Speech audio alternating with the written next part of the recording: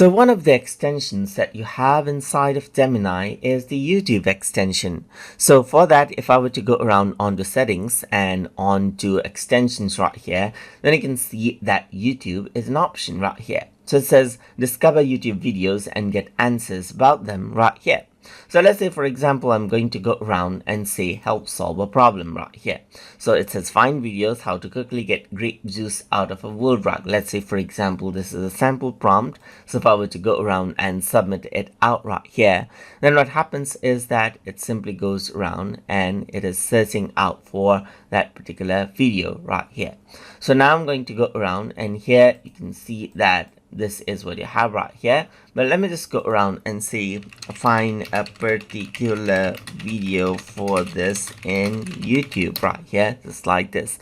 So if I were to go around over here, then it opens up YouTube, as you can see right here, and searches out for that particular video right here, just like this, as you can see right here.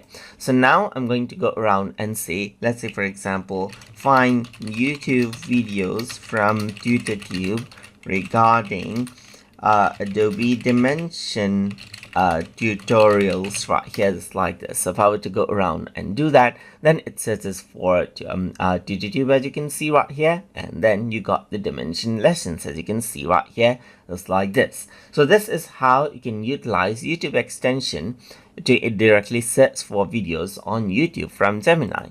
So if I were to go around onto extension right here and turn off the YouTube extension around over here, and now do the same thing. So let's just go around over here and say find videos from YouTube in channel TutorTube about Microsoft Word. Let's say, for example, right here, then it doesn't use the plugin anymore, as you can see right here, because I turn it off, and it says sorry, I couldn't find any videos related to Microsoft Word from TutorTube channel in YouTube, YouTube right here.